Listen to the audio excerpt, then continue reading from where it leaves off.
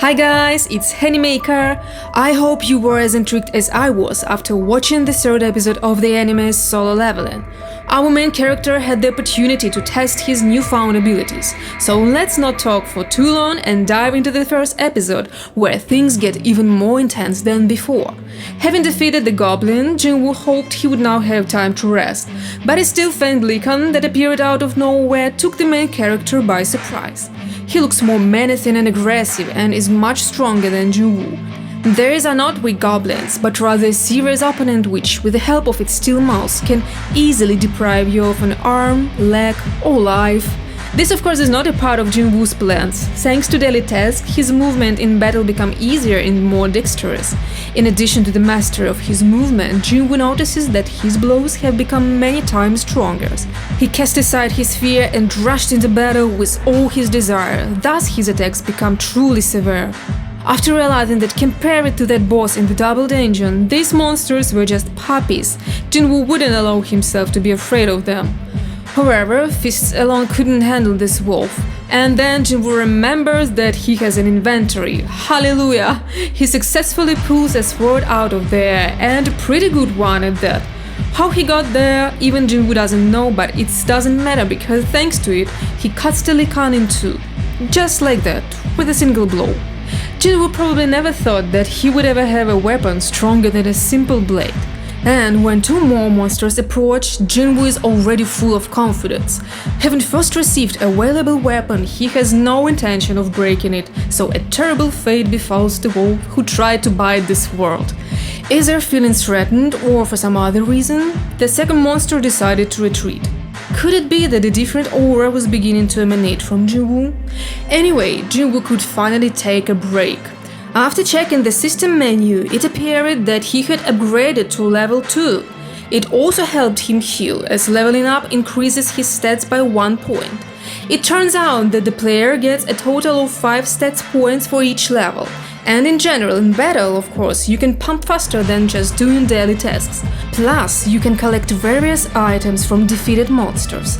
For example, from this wolf fell Fang, which can be sold in the in-game store. There are actually more game rules for Jinwoo here, not like in real dungeons. Jinwoo just accepts these rules and moves on. Well, he doesn't really have a choice. To get out of here, he needs to either use the teleportation stone, the location of which is unknown, or kill the boss. And since Jinwoo is alone, he has to level up before he can reach the boss. He doesn't seem to have to worry about how to level up, as a pack of monsters is already waiting for him. Here I like the motivation of the main character. I mean, the worst thing that can happen is his death, but he's been thought this once before, so whatever happens now is entirely in his hands. From a man limited to the status of the weakest weapon of humanity, he slowly begins to turn into a hunter who sets his limits only by himself. And here we go, how beautifully he beats them. Sparks flies, eyes lights up, and Jinwoo begins to enjoy the fight. I can imagine how he feels at this moment. After putting up with his uselessness for so long, he finally feels power. He can have faith in himself and of course be able to take better care of his family. Damn, he has something to fight for. It's hard to count how many monsters he killed, but it must have been all the wolves in the dungeon, because with the last one, he got the title of Wolf Killer. With this title, Jinwoo received a 30% increase in all hunters' abilities when fighting animal-type monsters. The protagonist also got Fang, a couple swords, clothes, and the teleportation stone. And so, Jinwoo now had a chance to get out of the dungeon. But no, what is Jinwoo doing? He is thinking really like a man who has a goal and will not give up a chance to get what he wants, even if it means taking a risk. Meanwhile, let's turn our attention to Joo-hee, who was asked to help with the gate. Even though she had refused to raid all this time, she agreed this time. But back to Jinwoo, he's already gotten pretty good in the dungeon. His new title helped him with the wolves, monkeys and panthers. As we said before, the signs above the monsters are illuminated in different colors depending on their level. But for Jinwoo, now almost all the monsters here are highlighted in white, which means Jinwoo is at least on the same level, if not stronger than them. You bet he had risen to level 15 in just one dungeon trip. But there is no point in killing weak monsters because they will not give us as much experience as in the beginning. Now it's only wait to the boss. And of course, Jinwoo has his doubts. His sword is almost broken. Will he be strong enough to defeat the boss? But it's no time to back down, so Jinwoo descends to the lower level and soon comes face to face with his adversary. The first attack and Jinwoo's sword is broken. Now this giant snake looks like a killing machine. I think she is at least 10 times stronger than all the monsters that came before.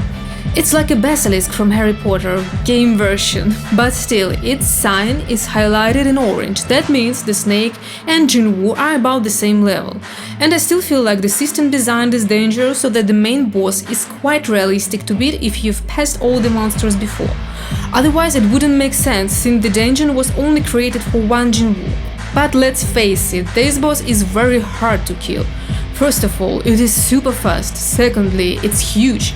Thirdly, it has impenetrable skin and sharp fangs. And Jinwoo, meanwhile, is just being tossed from side to side. And I would say this battle scene is the most classic shonen anime scene ever. Protagonist fights with a super strong opponent. He has a little chance to win, everything goes badly, he's almost killed, but at some point he finds inside the force, motivates himself with something and just goes all in. Here the forces immediately appear and unknown abilities, and in general our hero is handsome and will defeat everyone. In Jinwoo's situation, the motivation in his undiscovered potential and the fact that he needs to help his family and not miss the chance to become stronger. So now he can do it with just his bare hands. Jinwoo's internal struggle with his insecurity and fear is also interesting here. He's been through wars in the double dungeon, so he's definitely not going to give up now. Another super cool moment to me is when, for a moment, Jinwoo enters some sort of flow state and starts to light up blue. We will see it often in the future, but this first moment is particularly memorable. This is the first manifestation of his special power, but so far here we are left without answers as to what it was and where it came from. With all his strength in his fist, Jinwoo attacks the boss. Thanks to Jinwoo investing ability points into straight all this time, he can now go through a monstrous armor with his bare hands. Of course, here the drawing is very dynamic and emphasizes the earthsomeness of the main character. His look has changed and he attacks mercilessly. He's a different person now. He grabs the monster's neck with both hands and breaks it. Just like that, Jinwoo killed the main boss. Easy. And gained a few levels. No matter how tired Jinwoo was after such a fight, but the fact that he won can't help but feed his ego. From this boss, a valuable weapon fell to him. The C-rank blade made of the snake's fang adds 25% to attack, immobilizes enemies for a while, and the special ability Drain takes 1% of HP every second. After Jinwoo collected all the rewards, the boss body disappeared and the dungeon returned to its original appearance. Jinwoo is shocked that he made it through and came out of dungeon alive. At the subway exit, he meets a military man. When he sees the sword in Jinwoo's hands, he realizes he is a hunter and directs him to the gate. Apparently the gate didn't close in time, and so the monster threw up outside into the human world. Jinwoo, raising his characteristics, even senses exactly where the monster is. The hunters have been trying to deal with this huge golem for quite some time now, but most likely the team assembled in a hurry is not strong enough for this level of monster. And it makes me laugh that ordinary people who gather to watch this are not worried about their health and life. The main thing is to see the show. Doohee is also here, but she is still not recovered as she can't use her powers at the critical moment. Among the squad of E and D rank hunters, she is the strongest but useless. Meanwhile, Jinwoo is approaching the scene imposingly, and after that snake in the dungeon, this golem must seem like a slow turtle to him. Without attracting too much attention, he decides to intervene. He takes one swing and throws the broken sword at the golem, lightning fast with a single blow breaking through his defense. Oh, that was a pretty cool moment too. Like, look how cool he is now, cooler than those 10 hunters who can't handle it. Before anyone realized what had happened, the monster was defeated. And convinced that he is stronger now, Jinwoo goes home. That's the heroes don't look back at the explosion thing. And what can I say? It's a great ending to this episode. Full of battles, poignant moment and character development, I was thrilled with the first episode. The drawings and animation are good. All important points are emphasized both from the visual point of view and with the help of amazing soundtracks. Jinwoo character, surprisingly, is developing very quickly. And now I think it's going to become an addiction for him, going to dungeons and getting stronger. Although there weren't very interesting opponents here besides this giant snake and maybe Gollum.